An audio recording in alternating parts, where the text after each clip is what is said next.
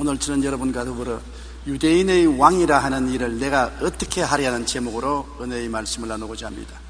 유대인들이 예수님을 빌라도에게 끌고 와서 고소할 때 빌라도가 난처했습니다. 그 아내가 밤에 꿈을 꾸었는데 꿈에 예수님 때문에 애를 많이 썼다고 저 의인에게 손을 대지 말라는 쪽지를 보내왔습니다. 그러니 빌라도가 아내의 쪽지를 받고 지금 예수님을 심판해야 되는데 어찌할 바를 모르겠어요. 아무리 신문에 봐도 실제로 예수님께는 죄가 발견되지 아니하고 저들이 시기와 질투로 예수를 넘겨준 것을 분명히 알아야 했기 때문에 군중들에게 심판을 맡기기로 하고 그는 군중들에게 말했습니다. 유대인들이 예수님을 빌라도에게 끌고 와서 고소할 때 빌라도가 군중 앞에 서서 한 말이 바로 그 말인 것입니다. 유대인의 왕이라 하는 일을 내가 어떻게 하랴? 우리가 이 말을 무심히 듣고 넘어갈 수가 없습니다. 왜냐하면 성경은 동일한 질문을 지구상 모든 사람에게 던지고 있기 때문인 것입니다. 너희는 예수를 어떻게 하려느냐? 오늘 여러분에게 하나님이 묻는 질문도 그 질문인 것입니다. 너희는 예수를 어떻게 하려느냐? 이 땅에 살 동안 우리가 예수님을 어떻게 생각하고 결정하는 것이 우리의 영원한 미래를 결정하기 때문인 것입니다. 우리는 왜 예수님을 무심하게 지나칠 수가 없습니까? 왜냐하면 예수님은 그 삶의 기록이 보통 사람과 같지 않기 때문에 무관심하게 넘어갈 수가 없는 분이기 때문인 것입니다. 첫째로 예수님에 대한 성경적인 예언 때문에 우리는 무관심하게 넘어갈 수가 없습니다. 왜냐하면 우리는 다 아버지를 가진 남자의 후손인데 성경에는 여인의 후손이 세상에 태어나서 사탄의 머리를 깨뜨리고 구원의 은혜를 베풀겠다고 말했기 때문에 관심을 안 기울일 수 없습니다. 너나 나나 다 같이 아버지의 자식이면 별 도리 없죠. 그러나 예수님은 다 같은 사람은 사람인데 여자의 후손, 즉 아버지가 없이 태어난 분이라는 것이랍니다. 관심을 안 기울일 수 없습니다. 창세기 3장 15절에 내가 너로 여자와 원수가 되게 하고 내 후손도 여자의 후손과 원수가 되게 하리니 여자의 후손은 내 머리를 상하게 할 것이요 너는 그의 발꿈치를 상하게 할 것이라 하시고, 창세기에 이미 여자의 후손이 와서 뱀의 머리를 상하게 하고 뱀은 여자의 후손의 발꿈치를 상하게 하겠다, 십자가에 고통당할 것을 예언한 것입니다. 그러므로 우리가 관심을 안 기울려고 해도 그런 분이 오셨으니 그분을 우리가 믿을까 믿지 말까 결정을 내려야 되는 것입니다. 이사야 7장 14절에는 그러므로 주께서 친히 징조를 너희에게 주실 것이라, 보라 처녀가 잉태하여 아들을 낳을 것이요 그 이름은 임마누엘이라 하랴. 이것도 우리가 관심 밖에 둘 수가 없습니다. 우리는 처녀가 잉태하여 아들을 낳는 것을 정상으로 생각하지 않습니다. 지금까지 바이오 테크닉을 통해서 유전자 조작을 해서 그런 일이 있다고 하지만은 아직까지도 실제적으로 인정받지는 못하고 있는 것입니다. 여자가 결혼하지 않고 스스로 잉태했다고 하니 이 문제를 우리가 소홀히 넘어갈 수가 없습니다. 그 믿을 것이냐 안 믿을 것이냐, 인정할 것이냐 인정 안 할 것이냐 반드시 대답해야 될 것인 것입니다. 그냥 지나칠 수가 없습니다. 그리고 예수님의 실상은 이사야 9장 6절에 이는 한 아기가 우리에게 낳고 한 아들을 우리에게 주신 바 되었는데 그 어깨에는 정사를 메었고 그 이름은 기묘자라 모사라 전능하신 하나님이라 영존하신 아버지라 평강의 왕이라 할 것임이라. 정말 우리는 난처한 처지에 처했습니다. 빌라도가 어찌하려는 것처럼 우리도 한 아기가 우리에게 낳고 한 아들을 우리에게 주셨는데 그 어린 아기와 그 아들의 어깨에는 나라를 다스리는 권세가 메어졌고 그 이름은 기묘자라, 기묘한 역사를 하는 원더풀한 분이라. 모사라, 그는 온갖 것을 다 해결할 수 있는 어드바이스를 주는 카운셀러라. 전능하신 하나님이라. 어린 아기가 전능한 하나님이라는 이름을 가지고 나왔던 것입니다. 영존하시는 아버지라, 우리의 영원한 아버지라고 이름을 가지고 나왔던 것입니다. 평강의 왕이라, 가는 곳마다 평화를 가져오는 왕이라고 말하는 것입니다. 여러분, 이 사람을 어떻게 하겠습니까? 이를 믿어야 되겠습니까? 안 믿어야 되겠습니까? 참이라고 해야 되겠습니까? 거짓말을 해야 되겠습니까? 우리는 뜻을 표하지 않고 그냥 지나칠 수 없는 중요한 사건에 부딪힌 것입니다. 그리고 이 예수님은 인간의 대속물이 되셨다고 성경은 말하고 있는 것입니다. 이사야 53장 1절로 6절 우리가 다 같이 한번 읽어보십시다. 우리가 전한 것을 누가 믿었느냐? 야훼의 팔이 누구에게 나타났느냐? 그는 주 앞에서 자라나기를 연한 순 같고 마른 땅에서 나온 뿌리 같아서 고운 모양도 없고 풍채도 없은즉 우리가 보기에 흠모할 만한 아름다운 것이 없도다. 그는 멸시를 받아 사람들에게 버림받았으며 간고를 많이 겪었으며 질고를 아는 자라. 마치 사람들이 그에게서 얼굴을 가리는 것 같이 멸시를 당하였고 우리도 그를 귀히 여기지 아니하였도다. 그는 실로 우리의 질고를 치고 우리의 슬픔을 당하였거늘 우리는 생각하기를 그는 징벌을 받아 하나님께 맞으며 고난을 당한다 하였노라. 그가 찔림은 우리의 허물 때문이요 그가 상함은 우리의 죄악 때문이라. 그가 징계를 받음으로 우리는 평화를 누리고 그가 채찍에 맞음으로 우리는 나음을 받았도다. 우리는 다 양 같아서 그를 행하여 각기 제 길로 갔거늘 야훼께서는 우리의 모든 죄악을 그에게 담당시켰도다. 이런 예언을 가지고 태어나신 분을 우리 어떻게 하겠습니까? 예수님 태어나기 600년 전에 이사야는 예수님 당하실 것을 소소난간히 설명을 한 것입니다. 예수님이 태어난 것이 마른 땅에서 나온 뿌리 같아서 고운 모양도 없고 풍채도 없었다고 한 대로 나사렛 가난한 집안에서 태어나서 목수의 양아들이 되어서 일했었습니다. 그리고 그는 평생을 멸시를 받아 사람들에게 버림받았으며 강고를 많이 겪고 질고를 아는 사람이었습니다. 아무도 그를 중요하게 느끼지 않았었습니다. 그런데 그 성경은 말하기를 바로 그가 우리의 질병을 짊어지고 채찍에 맞았으며 우리의 죄를 짊어지고 고난당했었으며 그가 징계를 받음으로 우리가 평화를 누리고 그가 채찍에 맞음으로 우리가 나음을 입었다고 말하고 있는 것입니다. 우리하고 관계를 짓습니다. 나는 모르겠다고 하는데도 불구하고 바로 그분이 너 때문에 질고를 치고 고통을 당했으며 너 때문에 고통과 괴로움과 죽음의 고난을 당했다고 말하는데 여러분 뭐라고 대답하겠습니까? 이 사람을 뭐라고 하는지, 이 사람에 대해서 어찌하겠습니까? 믿겠습니까? 안 믿겠습니까? 버리겠습니까? 받아들이겠습니까? 결정을 내려야 되는 것입니다. 하나님은 중립의 위치에 서기를 원치 않고 결정하라고 말하는 것입니다. 이 사람에 대해서 내가 어찌할 것이냐? 여러분, 이것이 우리가 당해야 될 난처한 입장인 것입니다. 오늘날 수많은 사람들은 이 질문에 대답을 하지 않고 무엇을 먹을까, 무엇을 입을까, 무엇을 마실까에 분주하고 고개를 돌려버립니다. 그런다고 해서 책임을 회피할 수 없는 것입니다. 사람이 한번 나선 죽는 것은 정한이지요 죽고 난 다음에는 심판대 앞에 서게 되는 것입니다. 너가 이 예수에 대해서 살아있을 동안에 어떻게 결정을 했느냐? 반드시 질문을 당하게 되는 것입니다. 살아있을 이 동안에 우리가 대답을 안 하면 죽어서 주님 앞에 서서 대답을 해야 되는 것입니다. 우리의 일평생이 예수 그리스도에 대한 우리의 마음의 결정을 내리지 않고 살 수 있다고 하더라도 죽음의 저 건너편에서는 대답 안 할 수가 없는 것입니다. 우리는 매일매일 인생살이에 중요한 결정을 해야 될 것입니다. 이것이냐 저것이냐 선택해야 될 일들이 많습니다. 그러나 가장 중요한 것은 예수를 어떻게 할 것이냐.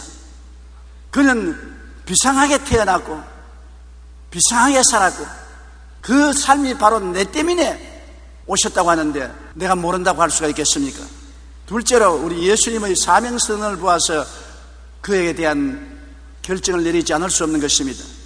예수님에 대해서 하나님이 뭐라고 말씀하신지 마태복음 3장 16절로 17절 다 같이 읽어보십시다.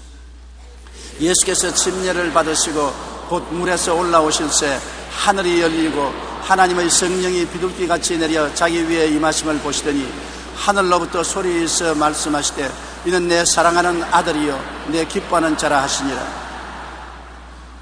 큰일 났습니다. 하늘에서 뇌성병력 같은 하나님의 음성이 들리기를 이는 내 사랑하는 자요 내 기뻐하는 자라고 합니다. 하늘의 하나님이 사랑하고 기뻐하는 자라고 하는데 우리는 이 사람에 대해서 뭐라고 말하는 것입니까? 우리도 사랑하고 기뻐한다고 말해야 되겠습니까? 모른다고 말해야 되겠습니까? 하나님이 사랑하고 기뻐한다는데 우리가 모른다고 외면할 수가 없지 않습니까? 하나님이 보낸 사람인데 우리가 문전박대할 수 없지 않습니까? 그를 환영하든지 문전박대하든지 우리가 결정을 내려야 될 것이지 중간에 서일 수는 없지 않습니까? 예수님 자신이 뭐라고 말했습니까? 요한복음 4장 25절로 26절에 여자가 이르되 메시아 곧 그리스도라 하는 이가 오실 줄을 내가 아노니 그가 오시면 모든 것을 우리에게 알려주시리이다. 예수께서 이르시되 내게 말하는 내가 그라 하시니라. 수가성 우물가에서 죄 많은 여자가 물길로 왔을 때 주님이 그와 대화를 하셨습니다. 나중에 대화에 궁지에 몰리니까 이 수가성 여인이 말하기를 메시아라는 분이 오시면 모든 것을 우리에게 알려주실 것입니다. 그때 예수님이 내가 바로 그 메시아라고 말하셨습니다. 수가성 여인은 결정을 해야 되었습니다. 이를 거짓말쟁이로 인정할 것이냐 정말 메시아로 받아들일 것이냐 난처했습니다. 어떻게 하랴? 이분이 나를 만나서 자기가 메시아라고 말하는데 내가 이분을 메시아로 인정할 것이냐 아니할 것이냐, 수가성 우물가의 여인은 결정을 내려야 됐었습니다. 그는 예수 그리스도를 메시아로 인정하고 받아들이자 성령의 능력으로 거듭나서 그의 생애가 완전히 변화되어 버리고 마른 것입니다. 예수님을 인정하기 전까지는 남편을 5이나 갈아제끼고 6째 오다 가다 만난 남자하고 살고 있는 당녀였습니다. 예수를 만나고 난 다음 그는 순식간에 변화되어 사마리아 성에 들어가서 예수는 그리스도라고 전도하는 뜨거운 전도자가 되고 마는 것입니다. 예수님을 어떻게 대하는가에 대해서 우리 생애 문제가 크게 좌우되는 것입니다. 요한복음 5장 17절로 18절에 예수께서 그들에게 이르시되 내 아버지께서 이제까지 일하시니 나도 일한다 하시며, 유대인들이 이로 말미암아 더욱 예수를 죽이고자 하니 이는 안식일을 범할 뿐만 아니라 하나님을 자기의 친아버지라 하여 자기를 하나님과 동등으로 삼으심이라. 아버지와 아들은 동등입니다. 아버지가 누리는 것을 아들이 누릴 수 있습니다. 옛날에 센세이션을 일으킨 사진 한 장이 있지 않습니까? 케네디 대통령이 집무실에서 장관들을 모아놓고 인원을 하는데 그 책상 밑에 아들 존이 들어가서 아버지 바지가랑이를 잡아당기는 사진이 나왔습니다. 누가 감히 한 나라를 운영하는 대통령이 사무실에서 중대한 회의를 하는데 그 책상 밑에 들어가서 아버지의 바지가랑이를 잡아당길 사람이 누가 있습니까? 아들은 할 수 있습니다. 왜? 아들과 아버지는 동등하기 때문인 것입니다. 예수님이 항상 유대인들에게 미움을 받은 것은, 유대인들은 하나님은 유일한 야훼 한 분뿐이라고 생각하는데 예수님은 그 하나님이 내 친아버지요 나는 그의 보내신 아들이라고 말하니까, 네가 어찌 사람으로서 하나님과 동등하게 취하느냐, 도저히 유대인들이 받아들일 수가 없습니다. 그런데도 예수님은 나는 하나님 속에 있고 하나님 내 안에 있고 하나님과 나는 하나고 하나님은 내 아버지고 나는 하나님과 동등이라고 말하기 때문에 유대인들이 예수님을 결사적으로 죽이려고 달라들었던 이유가 되는 것입니다. 예수님은 하나님과 동등이 되었기 때문에 하나님이 하시던 일을 했습니다. 장님의 눈을 뜨게 하고 귀머거리를 듣게 하고 절름발이와 안진방이를 걷게 하고 파도를 잠잠케 하고 오병이어로 5,000명을 12방을 남게 하고 죽은 나인성 과부의 아들을 상녀를 중지시키고 관에서 일으켜서 살려내고 나사로가 무덤에 들어간 지 나흘 만에 썩은 냄새가 나는데도 불러내고 하나님의 일을 하고 난 다음에 내가 하나님과 동등하다고 말하고 하나님 아들이라고 말하니 이분에 대해서 어떻게 결정해야 되겠습니까? 이분은 살아있을 때 말하기를 내가 죽었다가 사흘 만에 살아난다고 말했었습니다. 예수님도 죽었다가 살아나지 않았었으면 천하가 아는 사건인데 그리스도의 복음은 그날로서 끝나고 말았을 것입니다. 마태복음 20장 17절로 19절 우리 다 같이 읽어보십시다. 예수께서 예루살렘으로 올라가려 하실 때 12 제자를 따로 데리시고 길에서 이르시되 보라 우리가 예루살렘으로 올라가노니 인자가 대제사장들과 서기관들에게 넘겨지매 그들이 죽이기로 결의하고 이방인들에게 넘겨주어 그를 조롱하며 채찍질하며 십자가에 못 박게 할 것이라 제3일에 살아나리라.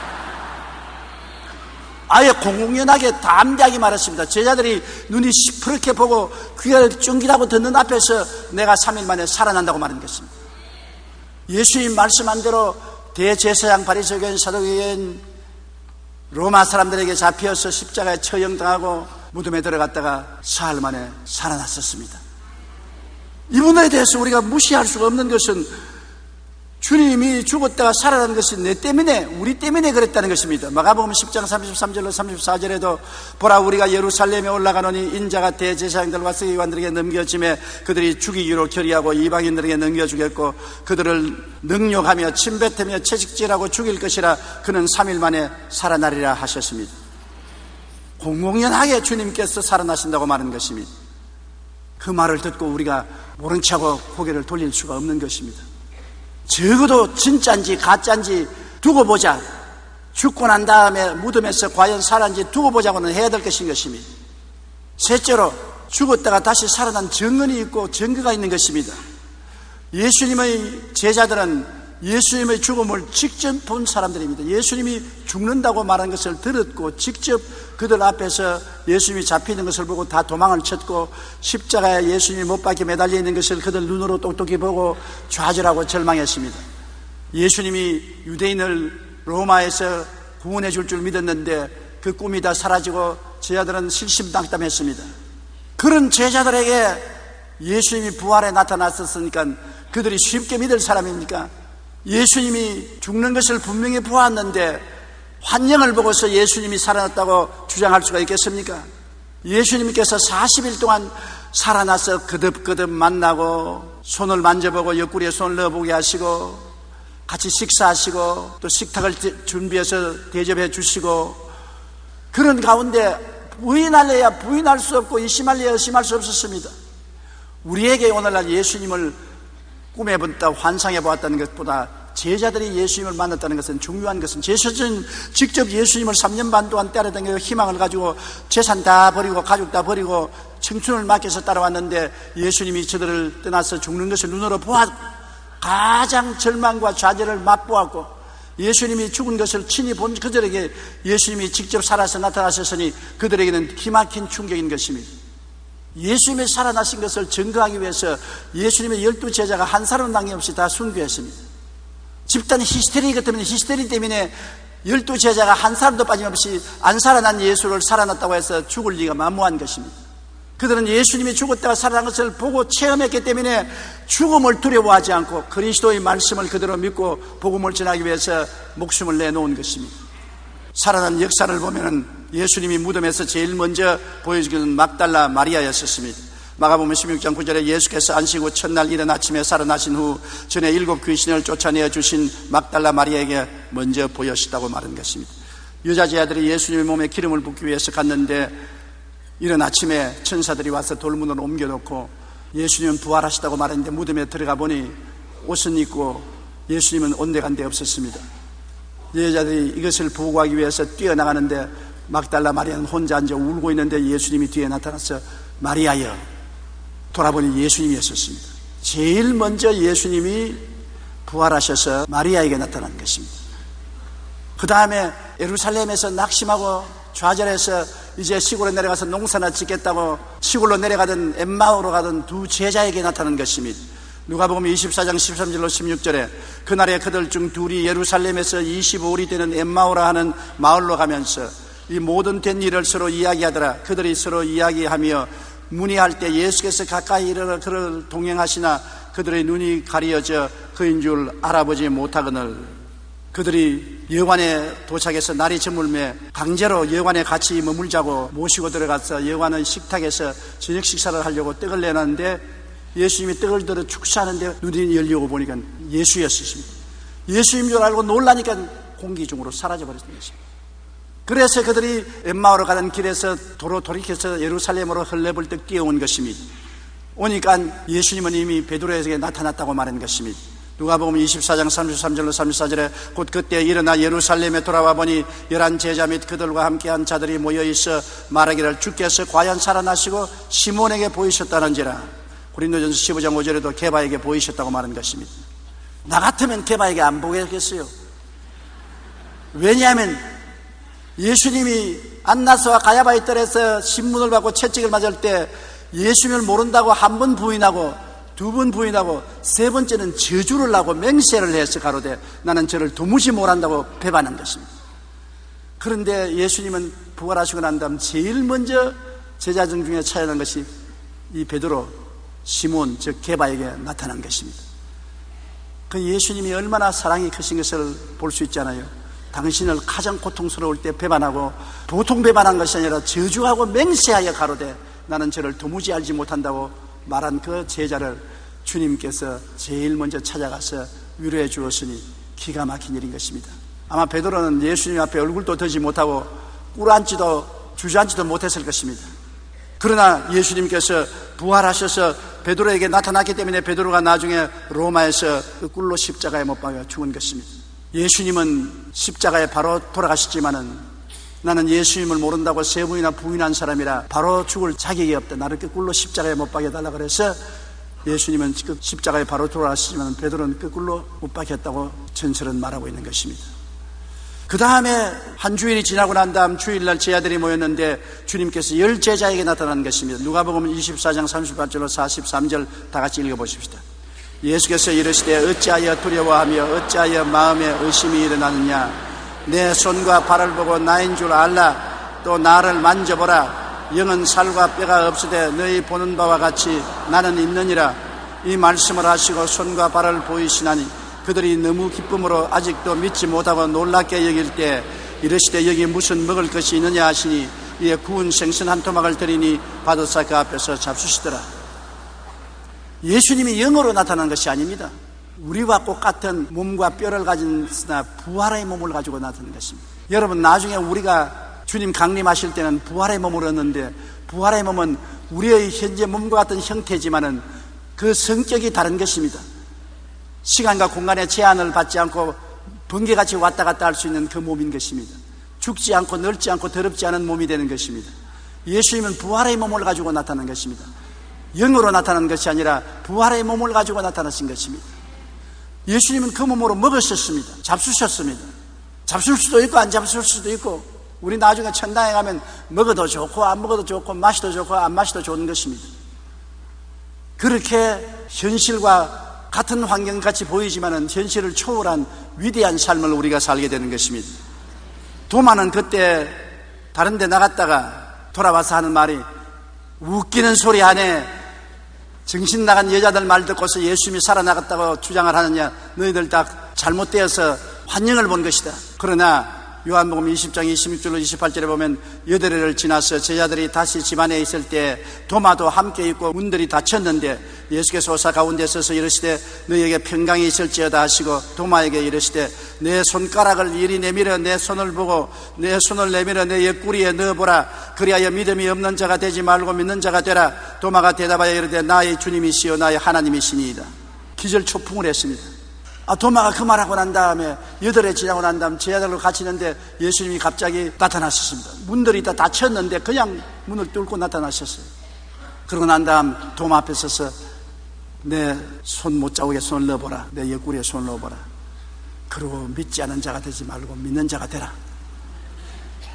도마가 너무 황당하고 너무 놀라고 너무 죄송스럽고 기가 막혀서 아주 강아지가 놀라서 꼬리를 뱃속으로 집어넣은 것처럼 꿇어 앉아가지고서 손을 비비고서 나의 하나님이시여 나의 주님이시라고 말하는 것입니다. 도마야, 네가 본고로 믿느냐? 보지 않고 믿는 자가 더 복이 있다. 도마는 그 체험을 하고 난 다음에 장장 수천 리를 걸어서 팔레스타인에서 인도까지 와서 마드라스에까지 와서 복음을 증거하다가 순교를 당한 것입니다. 저는 인도 마드라스에서 부흥회를 인도할 때 도마의 순교지에 가보았었습니다. 얼마나 주님에 대한 신념이 확신했던지 그는 먼 인도까지 와서 마드라스의 복음을 전하다가 순교를 당한 것입니다. 그러고 난 다음에 예수님은 제자들을 갈릴리 해변에서 만난 것입니다. 요한복음 21장 4절로 6절에 보면 날이 새어갈 때 예수께서 바닷가에 서서나 제자들이 예수이신 줄 알지 못하는지라 예수께서 이르시되 얘들아 너희에게 고기가 있느냐 대답하되 없나이다. 이르시되 그물을 배 오른편에 던지라. 그리하면 잡으리라 하시니 이에 던지니 물고기가 많아 그물을 들 수 없더라. 갈릴리에 내려가서 이제 할 일이 없습니다. 예수님은 계시지 않고 제자들은 어부 생활을 떠난 지가 3년이나 되고 언제 예수님이 나타날지 언제 안 나타날지 모르기 때문에 막연히 하늘을 쳐다보고 있다가 베드로가 나는 더 못 견딘다. 나는 고기 잡으러 간다. 옛날 그물을 다시 깁고 옛날 배를 끄집어내어서 고기 잡으러 나갔습니다. 밤새도록 그물을 던지나 한 마리도 못 잡았는데 아침 안개가 뿌옇게 해변을 가렸는데 어떤 분이 있어서 얘들아 고기가 있느냐? 없습니다. 배 오른편에 그물을 던져라. 그물에 오른편을 던지니까 많이 고기가 잡혔어요. 그러니 요한이 주님이시다. 그러니까 베드로가 옷을 걸쳐입고 물속에 뛰어들었습니다. 왜냐하면 죄 밑이 있으니까 그냥 예수님께 만나러 올 얼굴이 없거든. 자기가 좀 고통을 당해야 예수님을 만날 수 있어요. 그래서 찬 물속에 들어가서 햄을 집어넣었습니다. 그거 보면 베드로가 마음이 순진한 분이에요. 잘 배반하기도 하고 잘 회개하기도 하고 용서를 빌기도 하고 노하기도 잘하고. 그러니까 주님께서 이미 불을 예비해 놓고 떡과 고기를 구워 놓으셨습니다. 그러고 난 다음에 제자들에게 떡을 주고 고기를 주면서 먹으라고 하니까 베드로가 받아서 먹을 수가 있어요. 모래알 같은데 주님만 쳐다보고 먹는 현육만 하고 못 먹고 있으니까 주님께서 불쌍히 여기사 베드로야 가서 내가 잡은 고기를 좀 가져오라니까 예! 아이고 내가 살았다고 그냥 뛰어가서 지금 잡은 물고기를 손에 쥐고 오니까 좀 마음에 살만한 것입니다. 주님께서 다 제자들을 먹이게 하시고 난 다음에 베드로를 재생시키는 것입니다. 부활시키는 것입니다. 베드로야, 이 모든 사람보다 나를 더 사랑하느냐? 주님, 제가 주님을 사랑합니다. 내 양을 쳐라. 또 잠시 후에 베드로야, 내가 이 모든 사람보다 나를 더 사랑하느냐? 주님 사랑하나이다. 내 양을 먹이라. 세 번째 또 주님께서 베드로야, 내가 이 모든 사람은 나를 사랑하냐? 베드로가 겁이 덜컥 났습니다. 왜 옛날에도 사랑했다 달아났습니까? 또 내가 배반할 것을 미리 아시고 이렇게 묻으시구나 하고 너무나 놀라고 자기가 자신을 믿을 수가 없습니다. 자신이 없습니다. 그래서 주님, 내가 주님을 사랑하는 줄 주님이 아시니 나는 몰라요. 나는 자신이 없어요. 지금 사랑한다고 해놓고 또 언제 또 도망칠지 내가 알 수가 없으니까 나는 몰라요. 이게 베드로요. 이것이 바로 여러분과 내 현상인 것입니다. 우리도 입으로는 큰 소리 하면서 돌아서면 다른 말 하거든. 사람은 갈대와 같아서 마음은 원이로되 육신이 약해서 결정대로 하지 못할 때가 많습니다. 베드로가 바로 그것입니다. 주님을 사랑한다고 세 번째 말할 때는 말을 해놓고도 자신이 없기 때문에 내가 주님을 사랑하는 줄 주님이 아시지 나는 모릅니다. 내 양을 먹이라. 주님은 세 번 부인한 그에게 세 번 긍정적으로 말하게 하시고 다시 양을 먹이는 고난을 주셔서 베드로를 하여금 낙심하지 말고 다시 복군하게 만들어 주신 것입니다.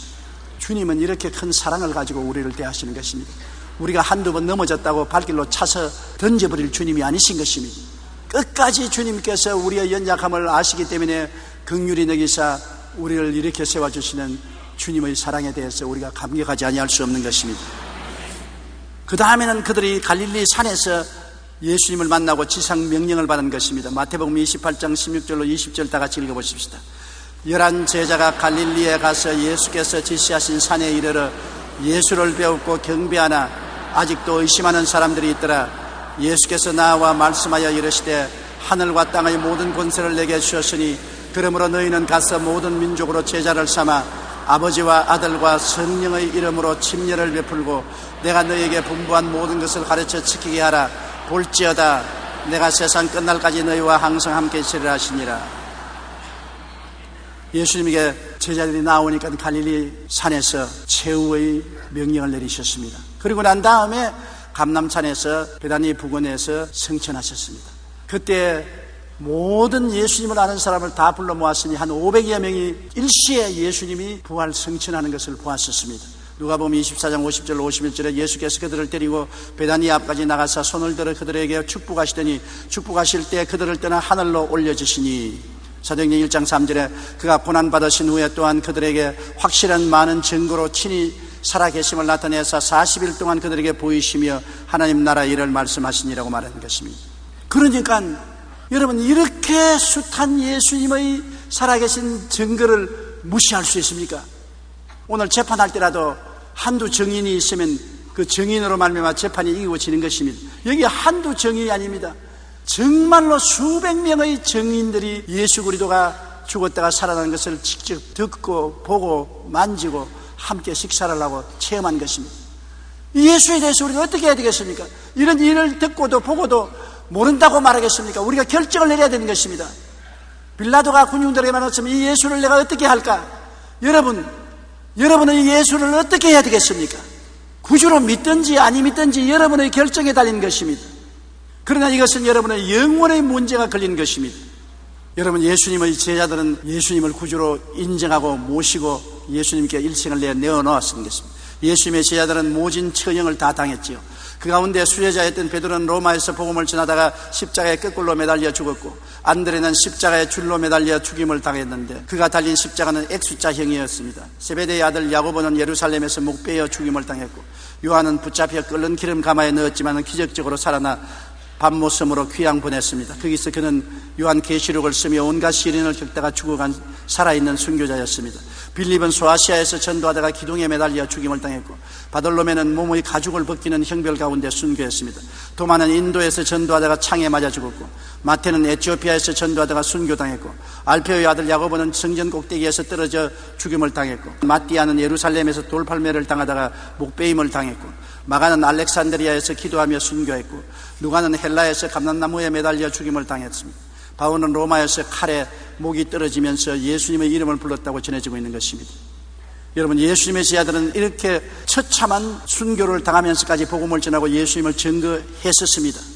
왜냐하면 예수님의 죽으심과 부활하심을 직접 목도했기 때문에 부인할 수가 없었습니다. 이 예수님이 말씀하기를 나를 믿는 자는 죽어도 살겠고 살아서 나를 믿는 자는 영원히 죽지 아니하리라고 말하는 것입니다. 그러므로 예수 믿으면 살아도 살고 죽어도 산다. 그러므로 죽음이 겁나지 않았기 때문에 담대하게 그리스도를 전하고 타협하지 않고 순교를 당했던 것입니다. 그들은 이 예수를 구주로 모시던 것입니다. 여러분은 오늘 이 예수를 어떻게 하시겠습니까? 언젠가 석가모니 뼈가 발견되었다고 하여 인도를 비롯한 불교 국가에서는 한동안 떠들썩했습니다. 석가모니의 뼈들을 잘 진열되어 수백만 인도 사람들의 경의 속에 시가행진을 했습니다. 많은 사람들이 그 뼈 앞에 무릎을 꿇고 기도했습니다. 한 선교사가 그 모습을 지켜보다가 옆에 있는 친구에게 말했습니다. 만약 예수 그리스도의 뼈가 하나라도 발견되었다는 뉴스가 보도되면 저들과는 정반대로 아마도 기독교는 산산조각이 나고 말 거야. 왜 그렇습니까? 기독교는 죽은 자를 믿는 것이 아니요 부활하시어 살아계신 예수 그리스도를 믿기 때문이라고 말하는 것입니다. 지금 예수님의 뼈가 나오면 우리는 절단 강산이 납니다. 순복음교회도 문 닫아야 되는 것입니다. 여러분들도 교회 오는 빨간 가방 다 납입하고 남성교회 여성교회 다 해산해야 되는 것입니다. 왜? 우리는 살아난 예수님을 믿고 있지 죽은 예수님을 믿지 않기 때문인 것입니다. 다른 종교 지도자는 뼈 조각만 발견해도 성스러운 뼈 조각을 발견했다고 춤추고 야단법석을 하지만은 우리는 제발 뼈 조각을 발견하면 큰일 납니다. 안 발견해야지요. 또 발견할 수도 없고요. 예수님의 무덤은 비었습니다. 부활하시기 때문인 것입니다. 그러므로 우리의 소망은 살아있는 소망이요 죽은 소망이 아닙니다. 이와 같은 기록을 가지신 이 예수를 우리는 어떻게 할 것입니까? 그냥 고개를 돌리고 지나칠 일이 아닙니다. 반드시 믿든지 반대하든지 태도를 결정해야 될 것인 것입니다. 오늘 이 예배 참석한 여러분은 이 예수를 구주로 모시기로 결정한 분들이 와 있기 때문에 정말 잘했고 다행인 것입니다. 그러나 수많은 사람들이 이 예수에 대해서 관심을 기울이지 않거나 반대하고 살고 있는 것입니다. 너무나 그들의 운명은 뚜렷한 것입니다. 천길만길 심판의 지옥에 떨어질 수밖에 없는 운명에 처해 있는 것입니다. 왜냐하면 이 예수가 살아계시기 때문인 것입니다. 하나님의 아들을 인정하는 사람에게는 하나님 아버지도 인정하고 아들을 부인한 자는 아버지도 부인하는 자인 것입니다. 아들이 있는 자는 아버지가 있고 아들이 없는 자는 아버지도 없습니다. 길이요 진리요 생명은 예수밖에 없는 것입니다. 우리를 자유와 해방을 줄 분은 예수밖에 없는 것입니다. 이 예수에 대해서 우리가 분명히 결정하고 하나님의 아들로 나의 구주로 모셔드리고 인정하면 여러분은 사망에서 생명으로 옮기게 되는 것입니다. 흑암에서 광명으로 옮기게 되는 것입니다. 육의 자녀에서 신령한 자녀가 되고 마는 것입니다. 지옥 갈 사람이 천국 가는 사람이 되고 마는 것입니다. 우리의 운명은 영원히 아름답게 변화되고 말 것인 것입니다. 보겠어요. 기도드리겠습니다.